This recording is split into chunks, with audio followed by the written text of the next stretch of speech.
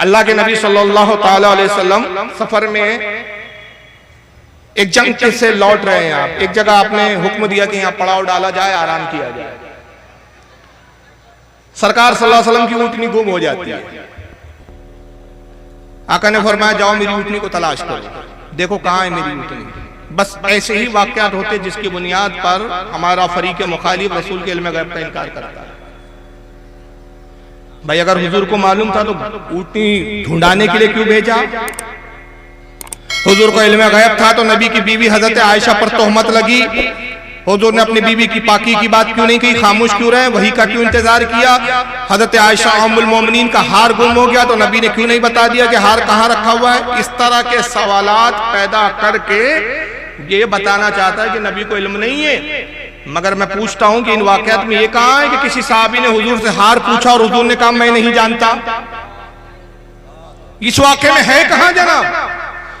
नबी की शान ये होती है कि वो उस वक्त तक कहता नहीं है जब तक रब उसको हुक्म देता नहीं है। सुभान अल्लाह। जानता सब है हमारा रसूल, मगर अल्लाह के हुक्म का मुंतजिर होता है।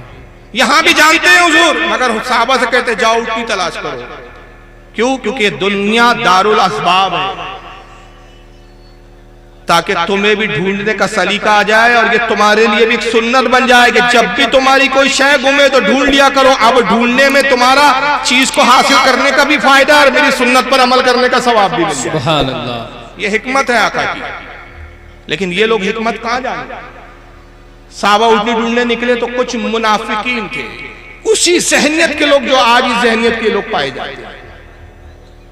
ये एक जगह जमा हो गए और इन्होंने कहना शुरू कर दिया, लीजिए बोले मोहम्मद तो आसमान की खबरें देते हैं, जन्नत की खबरें देते हैं, लेकिन मोहम्मद को यही नहीं मालूम कि ऊँटनी कहाँ है। वही एतराज, वही दलील, वही अंदाज जो आज के इन लोगों का अंदाज। अगर मोहम्मद सल्लल्लाहु अलैहि वसल्लम को इल्म गैब है, हुजूर अगर छुपी हुई चीजों को जानते हैं तो अपनी ऊँटनी के बारे में नहीं जानते। और जब कहते हैं कि फरिश्तों को देखता हूं मैं, जन्नत को देखता हूं मैं, जन्नत की हूरें मेरी निगाहों के सामने, जन्नत के मलक मेरी निगाहों के सामने, जन्नत के फलों को देखता हूं, दरख्तों को देखता हूं, ऊँटनी नहीं पता मोहम्मद सल्लल्लाहु अलैहि वसल्लम। पता चला कि मोहम्मद गैब नहीं जानते। एक साहबी हज़रत ज़ैद इब्न अरक़म रदियल्लाहु ताला अन्हु ने बात सुन ली, हुजूर से शिकायत की, या रसूलल्लाह कुछ मुनाफिकीन का टोला खड़ा हुआ है और वो कह रहा है कि हुजूर गैब नहीं जानते। आपने फरमाया बुलाओ उनको। हो गए, कहा चलो रसूलुल्लाह बुलाते हैं। आका जलाल में आया, फरमाया क्या तुम ये कहते हो कि मुझे गैब का इल्म नहीं, मैं छुपी बातों को नहीं जानता? बाखुदा मेरे रब ने मुझे इल्म दिया, मगर मैं रब के हुक्म का पाबंद हूँ, हिकमतों के तहत खामोश रहता हूँ, हिकमतों के तहत मैं बात कहता हूँ और कभी खामोशी इख्तियार करता हूँ। बाखुदा मैं जानता हूँ कि मेरी ऊँटनी इस वक्त कहाँ है। जाओ फुला वादी में देखो, फुला वादी में झाड़ियां हैं, उन झाड़ियों के दरमियान में मेरी ऊँटनी है जो उन झाड़ियों को खा रही है। सुभान अल्लाह, सुभान अल्लाह। वादी का भी पता बता दिया, झाड़ियों का भी पता बता दिया, और न सिर्फ झाड़ियों का पता बताया, ऊँटनी किस काम में मशगूल है वो भी बता दिया। अब सहाबा किराम गए और जाने के बाद इन मुनाफिकीन से कहा चलो तुम भी साथ में चलो, हमें यकीन है कि हमारे नबी ने जो बताया वैसा ही होगा।